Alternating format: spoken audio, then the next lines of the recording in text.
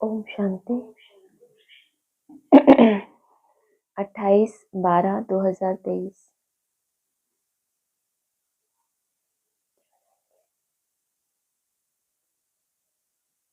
मीठे बच्चे, दान सदा पात्र को देना है। फालतू समय वेस्ट नहीं करना। हर एक की नब्ज देखो कि सुनते समय उनकी वृत्ति कहाँ जाती है। प्रश्न है, पावन दुनिया में चलने के लिए तुम बच्चे बहुत भारी परहेज करते हो। तुम्हारी परहेज क्या है? क्या परहेज है सबसे भारी? आप सामने देखो। गृहस्थ व्यवहार में कमल फूल के समान रहना ही सबसे भारी परहेज है, जिसके कारण सन्यासी घर बार छोड़ के भाग जाते हैं। उनको लगता है असंभव है, तो इसका मतलब ये कोई बड़ा काम हुआ ना। तो बाबा कह रहे हैं भारी परहेज। हमारा त्याग है सारी बेहद की पुरानी दुनिया का। एक आंख में है स्वीट होम, दूसरी आंख में है स्वीट राजधानी। इस पुरानी दुनिया को देखते हुए भी नहीं देखना, यह है बहुत बड़ी परहेज। इसी परहेज से पावन दुनिया में चले जाते हैं। गीत है, धीरज धर मनवा। गीत सुनने से ही बच्चों को खुशी का पारा चढ़ जाना चाहिए, क्योंकि दुनिया में दुख तो है ही। मनुष्य मात्र है ही नास्तिक, अर्थात बाप को नहीं जानते। तो ये धीरज किसको दे रहे हैं बाबा? धीरज धर मनवा। जो मनमना भाव होने की प्रैक्टिस करता है, उसमें बहुत तूफान आते हैं, समय भी बहुत लगता है, मेहनत का फल भी उतनी जल्दी नहीं निकलता। तो बाबा उस मन को कह रहे हैं। बाकी तो बाबा क्या कह रहे हैं, दुनिया तो है, तो दुनिया में बहुत दुख, और मनुष्य मात्र है ही नास्तिक, बाप को ही नहीं जानते। अब तुम नास्तिक से आस्तिक बन रहे हो। मना भगवान बाप आया है ये तो पता है, लेकिन उसके ऊपर आस्था होना, वो कैसे परिवर्तन का कार्य कर रहा है, क्या युक्तियां बता रहा है, कैसे उस राह पे हम चले। तो अब तुम क्या बन रहे हो? पूरे आस्तिक बन रहे हो। आस्था तुम्हारी बैठ रही है।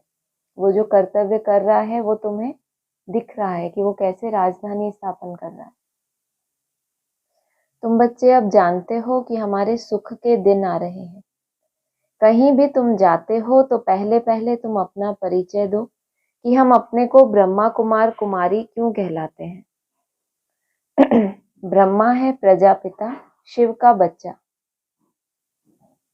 ऊंच से ऊंच उस निराकार को कहा जाता है। ब्रह्मा विष्णु शंकर तो उनके बच्चे हैं। विष्णु और शंकर को कभी प्रजापिता नहीं कहेंगे। प्रजापिता ब्रह्मा यहाँ है, प्रजापिता है साकारी स्टेज का नाम, और विष्णु और शंकर क्या है? आकारी देवता है, सूक्ष्म वतन की स्थिति में है, तो उनको प्रजापिता नहीं कहेंगे। प्रजापिता ब्रह्मा यहाँ है। देखो, यह पॉइंट अच्छी तरह धारण करो। कौन सी? यहाँ है। और उससे पहले क्या बोला था?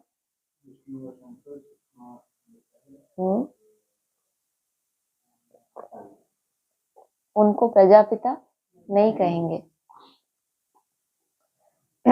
देखो, यह पॉइंट अच्छी तरह धारण करो। लक्ष्मी नारायण राधे कृष्ण को प्रजापिता नहीं कहेंगे। प्रजापिता ब्रह्मा नाम मशहूर है। यह है प्रजापिता साकार। अब स्वर्ग का रचयिता तो परमपिता परमात्मा शिव है। स्वर्ग का रचयिता ब्रह्मा नहीं है। निराकार परमात्मा ही आकर प्रजापिता ब्रह्मा द्वारा स्वर्ग रचते हैं। प्रजापिता भी चाहिए तो ब्रह्मा भी चाहिए। हम उनके बच्चे कितने ढेर हैं। आत्माएं तो हैं ही परमपिता शिव की संतान। समझाने का बड़ा अच्छा तरीका चाहिए। बोलो, हमको वह राजयोग सिखलाते हैं। ब्रह्मा द्वारा सृष्टि के आदि मध्य अंत का राज समझाते हैं, तो पहले यह ब्रह्मा सुन लेते हैं, जगदम्बा भी सुन लेती है। हम हैं बीके, गाया भी जाता है, कन्या वह जो 21 कुल का उद्धार करे, 21 जन्म का सुख दे। हम परमपिता परमात्मा से 21 जन्म सतयुग त्रेता में सुख पाने के लिए वर्षा लेते हैं। बरोबर सतयुग त्रेता में भारत सदा सुखी था, पवित्रता भी थी। तो जहाँ सब सुखी थे वहां सुख का वर्षा लिया तो कोई बहुत खास बात होगी। सिर्फ 21 जन्म नहीं, जब द्वापर युग में दुख भी धीरे धीरे शुरू हो तब भी अगर आपकी आत्मा सुख शांति का वर्षा यहाँ लिया है संगम पे, तो वहां तक कायम रहना चाहिए। जितना यहाँ गहराई तक वर्षा लिया है, जितना लंबे समय का पुरुषार्थ किया,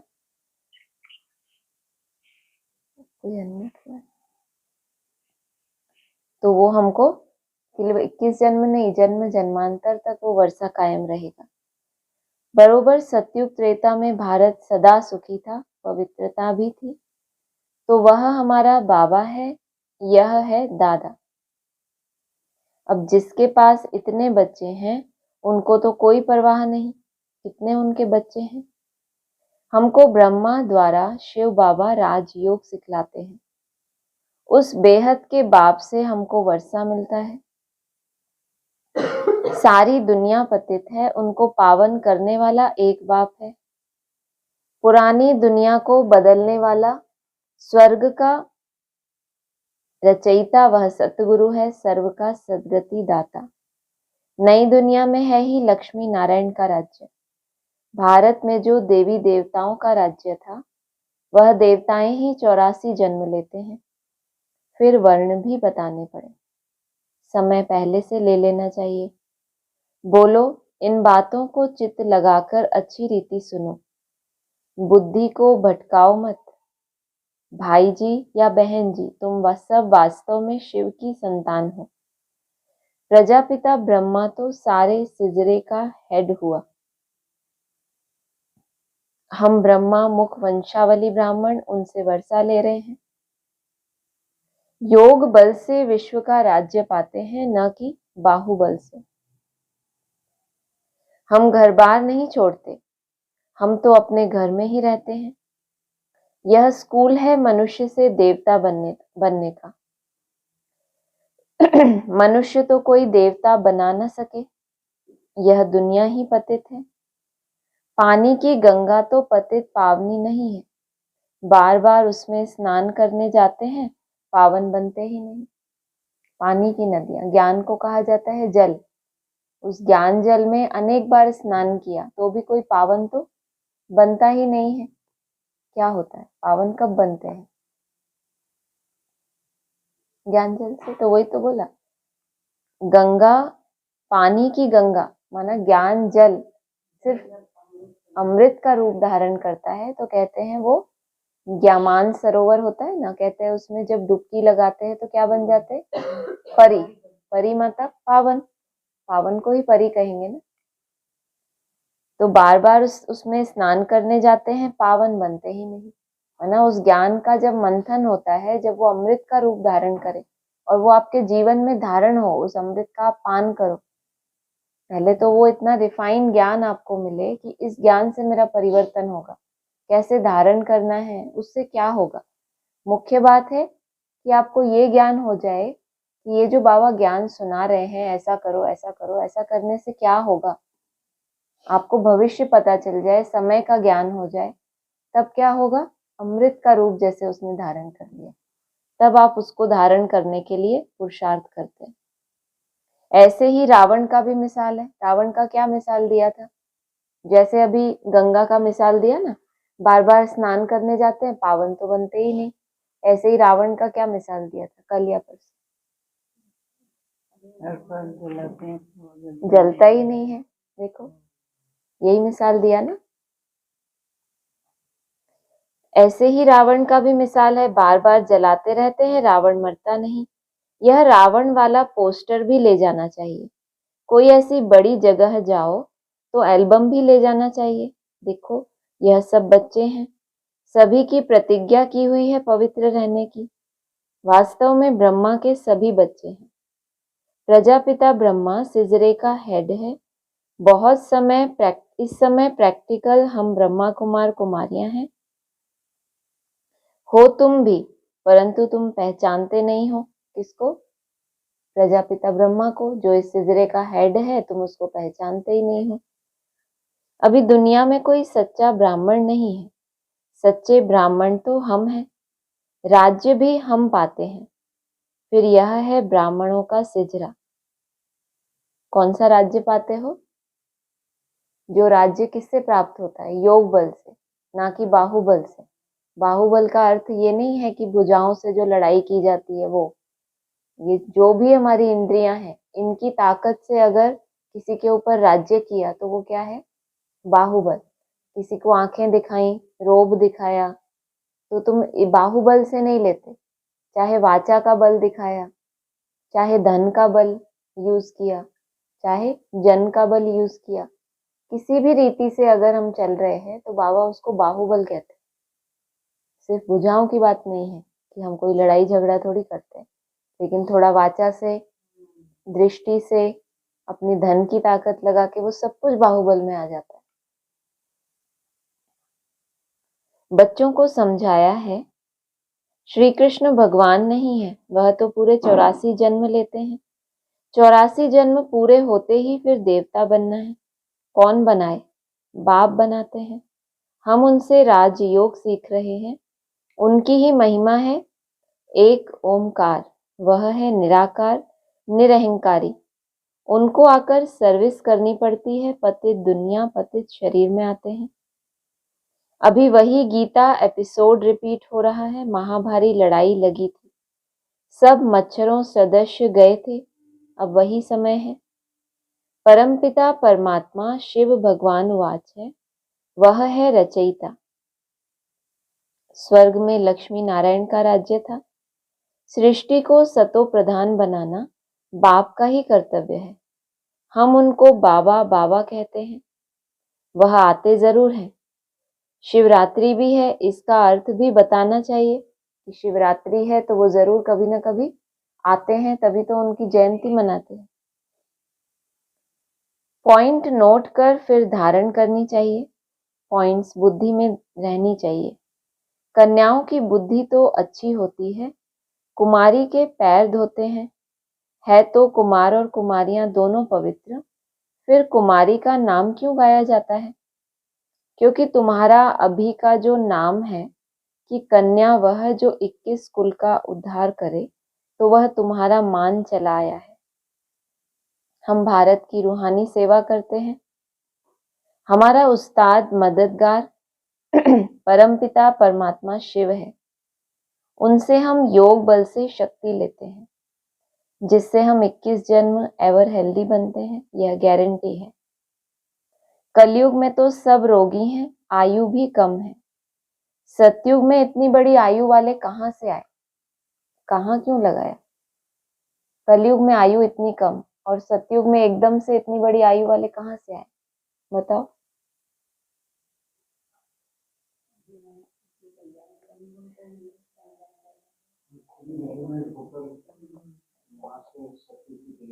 देखो, बाबा ने भी कहाँ से आए क्यों पूछा। अगर परम धाम से बिंदी बिंदी आत्माएं आके ऐसे पवित्र शरीर में जन्म लेती तो बाबा को कहाँ बोलना था। कहाँ से आए का मतलब है कि क्या कहीं अलग से आ गए? यही जो कलयुग में मतलब भगवान आया है एवर हेल्दी बनाने के लिए, तो उस हेल्थ की शुरुआत कहाँ से होगी? उस लंबी आयु की शुरुआत कहाँ से होगी? जब वो आया है उसी के होते वो होना चाहिए जो उसने प्रॉमिस किया है। या वो परम धाम चला जाए फिर हमारी लंबी आयु होती रहे तो चलेगा? बड़ी आयु का वरदान कहाँ दिया उसने? यहाँ आके। सतयुग में इतनी बड़ी आयु वाले कहाँ से आए? इस राजयोग से इतनी बड़ी आयु वाले बनते हैं। वहां अकाले मृत्यु होती नहीं। एक शरीर छोड़ दूसरा लिया जाता है। ये तो वहां की बात है। बाबा ने उस दिन मुरली में कहा था, जो ब्रह्मा कुमारियां दूसरों को प्राण दान देती हैं उनकी कभी अकाले मृत्यु हो नहीं सकती। तो ये कहाँ की बात है? ब्रह्मा कुमारियां सतयुग में होती हैं? कहाँ होती हैं? संगम पे। जो दूसरों को प्राण दान दे और उनकी खुद अकाले मृत्यु हो जाए, इसका मतलब सच्चा सच्चा प्राणदान नहीं दिया उनको जीवन नहीं दिया कि तुम आत्मा हो, आत्मा बन के पुरुषार्थ करो। उनका तन लगाया, धन लगाया, उनकी उन्नति में कोई विशेष उनका हाथ नहीं रहा, तो कहेंगे कोई प्राणदान नहीं दिया। वो जैसे पहले देह भान में था उतने ही देह अभिमान में सालों बाद भी वो चल रहा है, लेकिन जुड़ा हुआ है, तो इसको तो नहीं कहेंगे कि कोई चेतना आई उसमें। एक शरीर छोड़ दूसरा लिया जाता है, यह पुरानी खाल है। शिव बाबा की याद में रहे इस देह सहित देह के सब संबंधों को भूल जाना है। बुद्धि से हम बेहद का त्याग करते हैं। हमारी बुद्धि योग की रूहानी यात्रा है। एक तो बुद्धि योग की, दूसरी रूहानी। बुद्धि योग की भी यात्रा है, माना बुद्धि में पहले गहराई से समझ बैठे, फिर हम उस रूहानियत में स्थित होने का अभ्यास शुरू करते हैं। वह जिस्मानी यात्रा मनुष्य सिखलाते हैं। बुद्धि की यात्रा बाप के सिवाय कोई सिखलाने वाला नहीं है। इसमें बाप का बहुत बड़ा हाथ है, क्योंकि वो बुद्धिमानों की भी बुद्धि है। यह राजयोग सीखने वाले ही स्वर्ग में जाएंगे। अब फिर से सैंपलिंग लग रहा है। हम सब उस बाप के बच्चे हैं। हम बच्चों को शिव बाबा से वर्षा मिलता है। यह दादा भी शिव बाबा से वर्षा लेते हैं। आप भी बेहद के बाप से वर्षा लो। यह बड़ी हॉस्पिटल है। हम 21 जन्म के लिए फिर कभी रोगी नहीं बनेंगे। कितने, कैसे 21 जन्म? सतयुग में कितने जन्म? 8 जन्म। त्रेता में 12 जन्म। कितने हुए? 20। और 21 जन्म के लिए तो ये निरोगी बनने का वरदान बाबा कहाँ दे रहे हैं? यहाँ। तो वो अपने को देखना है, हमारे पूरा ब्राह्मण जीवन, हमारी जो फाइनल स्थिति है, धीरे धीरे हम कहाँ जा रहे हैं? निरोगी बनने की तरफ कदम बढ़ रहे हैं ना। इसका मतलब वो जो वरदान है निरोगी बनने का, उसकी शुरुआत कहाँ से हो रही है? इस पहले जन्म से।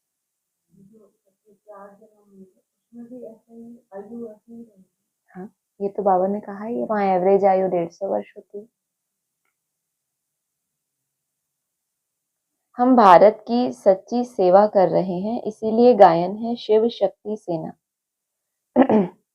अब बाप कहते हैं याद से अपने विकर्म विनाश करो तो आत्मा शुद्ध बन जाएगी, और ज्ञान को धारण करने से तुम चक्रवर्ती राजा बनेंगे। हम पवित्र बनेंगे तो लक्ष्मी को अथवा नारायण को भी वरेंगे। सर्वगुण संपन्न संपूर्ण निर्विकारी यहाँ नहीं बनेंगे तो लक्ष्मी नारायण को कैसे वरेंगे? क्या क्या? सर्वगुण संपन्न संपूर्ण निर्विकारी अगर यहाँ नहीं बनेंगे तो लक्ष्मी नारायण को कैसे वरेंगे? इसीलिए कहा जाता है आईने में अपने को क्या करो, देखो इनको वो स्प्रे। लक्ष्मी नारायण को वरने लायक बने हो, पूरा नष्टो मोहा नहीं बनेंगे तो लक्ष्मी को वर नहीं सकेंगे। क्या बनना पड़े? लक्ष्मी को वरने के लिए क्या बनना पड़े? पूरा नष्टो मोहा। आपको तो सबसे ज्यादा सुनना चाहिए। शिव बाबा बोलते थे ना ब्रह्मा बाबा के तन में, तो बोलते थे पहले तो इसके कान सुनते हैं, ये बाजू में बैठा है। उधर ध्यान चला गया था ना, इसीलिए सुन नहीं पाए। यही तो बाबा कह रहे हैं, एकाग्रता। पहले ये वाली भी एक एकाग्रता हमारे पास आएगी। बुद्धि योग हमारा कुछ 1 सेकंड के लिए गया, कहते हैं ना, नजर हटी और दुर्घटना घटी। पूरा नष्टो मुहा नहीं बनेंगे तो लक्ष्मी को वर नहीं सकेंगे, फिर प्रजा में जाएंगे। शिव बाबा को भी परम धाम से आना पड़ता है। जरूर पतित दुनिया में आए तो पावन बनाकर ले जाए। शिव बाबा को भी आना पड़ता है। इसका मतलब कोई सेना भी है शिव बाबा की, तो उनको भी आना पड़ता है। सिर्फ उनसे काम नहीं चलता, फिर शिव बाबा को भी आना पड़ता है। जरूर पतित दुनिया में आए तो पावन बनाकर ले जाए। यहाँ हम परहेज भी बहुत रखते हैं। हमारी एक आंख में स्वीट होम और दूसरी में स्वीट राजधानी है। हमारा त्याग सारी दुनिया का है। घर गृहस्थ में रहते कमल फूल समान पवित्र रहते हैं। बूढ़े समझते हैं वानप्रस्थ अवस्था है, चलो मुक्ति धाम के लिए पुरुषार्थ करें। इस समय तो सबकी वानप्रस्थ अवस्था है, सिर्फ बूढ़ों की नहीं। सभी अपने अनेक जन्मों के जो हिसाब किताब है अभी सिर पर वो हैं, तो उनको चुकतू करना है। तो जैसे आत्मा कैसी हो गई, 5000 वर्ष बूढ़ी हो गई। हर एक को हक है बाप से वर्षा लेने का, दुख धाम को भूल जाना है, यह है बुद्धि से त्याग। हम पुरानी दुनिया को बुद्धि से भूल नई दुनिया को याद करते हैं, फिर अंतमति सोगति हो जाती है। यह सबसे बड़ी गॉड फादरली यूनिवर्सिटी है। भगवान उवाच, मैं राजयोग सिखलाकर मनुष्य से देवता बनाता हूँ। ऐसे ऐसे समझाना चाहिए। बोलो, हम जो सुनाते हैं वह बैठकर सुनो। बीच में प्रश्न पूछने से वह प्रवाह टूट पड़ता है।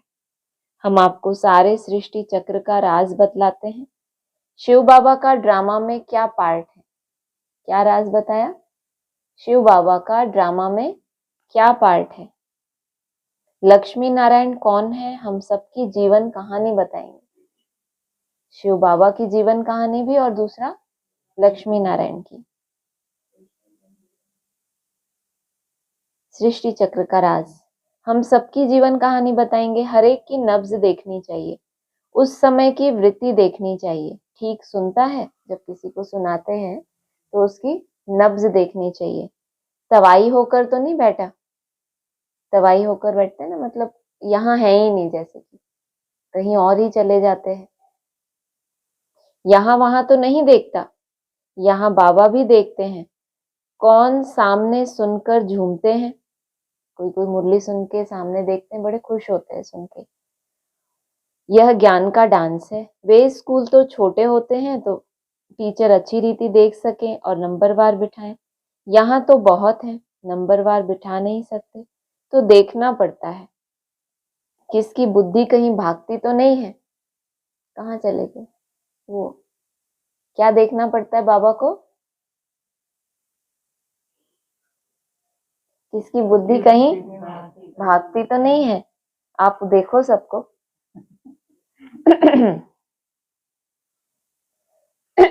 मुस्कुराते हैं। मुस्कुराना है भाई, एक नई कंडीशन लग गई। अब ज्यादा गंभीर होके नहीं सुनना। क्या करना है? बाबा ने कहा उनको देखो, सब मुस्कुराते हैं। खुशी का पारा चढ़ता है, ध्यान से सुनता है। इतनी सारी बातें करनी पड़ेंगी। ध्यान से भी सुनो, मुस्कुराओ भी, खुशी में झूमो, सामने देखो, कितना कुछ। बुद्धि योग ना भटके। अब ये सब तभी होगा जब बुद्धि योग भटकेगा नहीं। मुस्कुराहट भी देखते हैं, ये पहली बार सुना। खुशी का पारा चढ़ता है, ध्यान से सुनता है। दान सदा पात्र को देना चाहिए, फालतू समय वेस्ट नहीं करना चाहिए। नब्ज देखने की भी समझदारी चाहिए। मनुष्य तो डरते हैं, खास सिंधी लोग समझते हैं कहीं बीके जादू ना लगा दे। सिंध हैदराबाद से शुरुआत हुई तो सबसे ज्यादा डर भी किनको हुआ? सिंधियों को। है सागर के बच्चे, लेकिन डर है कि कहीं जादू ना लगा दे। इसका मतलब उस जादू का कभी ना कभी अनुभव किया होगा ना। तो लेकिन डरते हैं कि अगर वहां चले गए तो हमें पुरानी दुनिया का त्याग, तपस्या, ये सब करना पड़ेगा, तो डरते हैं। लेकिन जादू का अनुभव है तभी तो उनको लगता है कि कहीं जादू ना लगा दे। जादू तो एक बहुत, हाँ वही तो कहते हैं। इसीलिए सामने देखते भी नहीं है। इसलिए क्या करते हैं? पीठ कर लेते हैं, सामने देखते ही नहीं। शिव बाबा समझाते हैं, तुम ब्राह्मण ही त्रिकालदर्शी बनते हो, फिर वर्णों का राज भी समझने का है। हम सो का अर्थ भी समझाना है। हम आत्मा सो परमात्मा कहना रॉन्ग है। कोई फिर ब्रह्मा को भी मानने वाले हैं, कहते हैं अहम ब्रह्मास्मि। माया तो 5 विकार है, हम ब्रह्म को मानते हैं। अब ब्रह्म तो महातत्व है जो हमारा निवास स्थान है। जैसे हिंदुस्तान में रहने वाले अपना धर्म क्या कह देते हैं? हिंदू कह देते हैं। वैसे वह भी ब्रह्म तत्व को कह देते हैं कि हम क्या हैं? हम क्या हैं? स्प्रे दो उधर। जो जवाब नहीं देगा उसके पास स्प्रे आएगा। बाप की महिमा अलग है, सर्वगुण संपन्न, 16 कला संपूर्ण। यह महिमा किसकी है? देवताओं की। आत्मा जब शरीर के साथ है तब उसकी महिमा है। आत्मा ही पतित अथवा पावन बनती है। आत्मा को निर्लेप नहीं कह सकते। इतनी छोटी सी आत्मा में 84 जन्मों का पार्ट है, उसको फिर निर्लेप कैसे कहेंगे? वो पार्ट उसमें भरा हुआ है ना, अनेक जिनके साथ का पार्ट है, वो स्मृतियां, वो सब उसमें फीड की हुई हैं। जैसे ही उनके कनेक्शन में आती है तो वो आत्मा उनके साथ अपना एक फील करती है ना, इनके साथ मेरा कुछ है पूर्व जन्म का, तो वो आत्मा में ही तो था। शरीर तो फ्रेश मिला है, नया मिला है, उसमें थोड़ी है। अभी बाबा पीस स्थापन करते हैं तो तुम बच्चे बाबा को क्या प्राइज देंगे? वह तुमको 21 जन्म स्वर्ग की राजधानी की प्राइज देते हैं और तुम बाबा को क्या देते हो? और जो जितनी प्राइज बाप को देते हैं उतनी फिर बाप से लेते भी हैं। पहले पहले इसने प्राइज दिया। किसने दिया पहले पहले? ब्रह्मा। शिव बाबा तो दाता है, ब्रह्मा बाबा ने या ब्रह्मा बाप ने? किसने प्राइज दिया? अरे और ब्रह्मा बाप पीछे रह गए। बाप है तो हर बात में बाप होगा या पीछे होगा? पहले पहले इसने प्राइज दिया। शिव बाबा तो दाता है। राजे राजे लोग कभी हाथ में ऐसे लेते नहीं है। जो राजाएं होते हैं ना, कोई कुछ देता है तो अपने हाथ में ऐसे डायरेक्ट नहीं लेते। उनको अन्नदाता कहा जाता है, मनुष्य को दाता नहीं कह सकते। भले तुम सन्यासियों आदि को देते हो, परंतु रिटर्न फल तो फिर भी शिव बाबा दाता ही देता है। सन्यासियों को देते हो तो भी तुमको उसका भी रिटर्न कौन देता है? भक्ति का भी फल कौन देता है? शिव बाबा ही देता है। कहते हैं सब कुछ ईश्वर ने दिया है, ईश्वर ही लेते हैं। फिर कोई मरता है तो रोते क्यों हो? भगवान ने ही दिया और भगवान ने ले लिया, तो अब क्यों रोते हो? परंतु ना वह लेते हैं ना वह देते हैं। वह तो लौकिक माँ बाप जन्म देते हैं। फिर कोई मर जाता है तो उनको ही दुख होता है। यदि ईश्वर ने दिया, उसने ही लिया, तो दुख क्यों होना चाहिए? बाबा कहते हैं मैं तो सुख दुख से न्यारा हूं, तो मैं क्या तुमको सुख और दुख दूंगा? तो इस दादा ने अपना सब कुछ दिया है, इसीलिए फुल प्राइज भी ले रहे हैं। कन्याओं के पास तो कुछ है नहीं। यदि उनको माँ बाप देते हैं तो फिर शिव बाबा को दे सकते हैं। अपना तो कुछ नहीं है, लेकिन वो कन्याओं कहाँ चले गए? जैसे मम्मा भी गरीब थी, फिर देखो कितनी तीखी गई, तन मन धन से सेवा कर रही है। तुम जानते हो हम सुख धाम जाते हैं वाया शांति धाम। जब तक बाप के पास नहीं जाएंगे तो ससुर घर में कैसे आएंगे? कौन सा ससुर घर होता है? ससुर घर किसको कहते हैं? विष्णुपुरी को। पियर घर में तो बैठे हैं, मतलब कहाँ बैठे हैं? ब्रह्मापुरी में। पहले बाप के पास जाएंगे फिर ससुर घर आएंगे। यह है शोक वाटिका। सतयुग है अशोक वाटिका। अच्छा, मीठे मीठे सिकी लधे बच्चों प्रति माता पिता बाप दादा का याद प्यार गुड मॉर्निंग। रूहानी बाप की रूहानी बच्चों को नमस्ते। रूहानी बच्चों की रूहानी बाप दादा को याद प्यार गुड मॉर्निंग और नमस्ते। धारणा के लिए सार है, इस वानप्रस्थ अवस्था में स्वीट होम और स्वीट राजधानी को याद करने के सिवाय बुद्धि से सब कुछ भूल जाना है, पूरा नष्टो मोहा बनना है। दूसरा है बुद्धि योग से बेहद का त्याग कर रूहानी यात्रा करनी है। श्रीमत पर पवित्र बन भारत की सच्ची सेवा करनी है।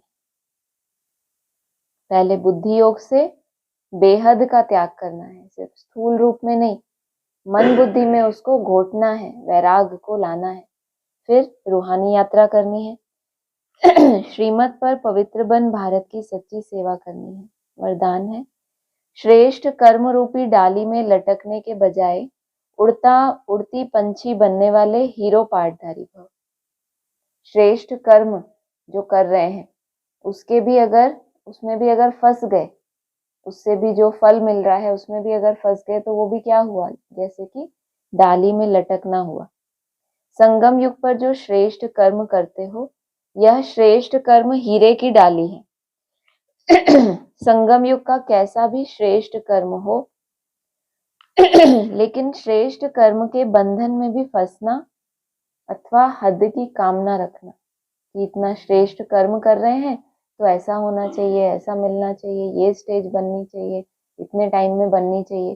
कितना श्रेष्ठ कर्म है क्या भगवान को याद करना, लेकिन वो है हीरे की डाली में फंसना कि उसके पीछे हमारी हद की कामनाएं ना जुड़ जाए। तो कहा श्रेष्ठ कर्म के बंधन में भी फंसना अर्थात हद की कामना रखना, यह सोने की जंजीर है। क्या है? क्या सोने की जंजीर?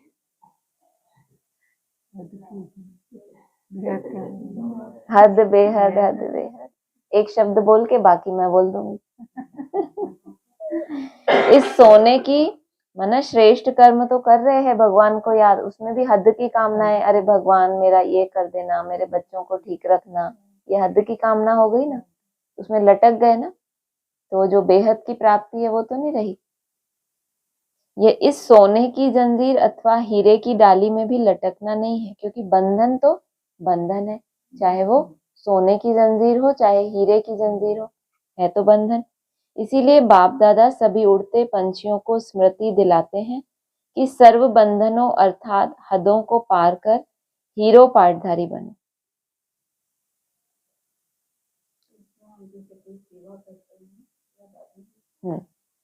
स्लोगन है, अंदर की स्थिति का दर्पण चेहरा है, चेहरा कभी खुश्क ना हो, खुशी का हो। चेहरा क्या है? आपकी अंदर की स्थिति का दर्पण है, उसको बनाने की जरूरत नहीं है, ऑटोमेटिक वो वैसा रिफ्लेक्ट करेगा उस पर।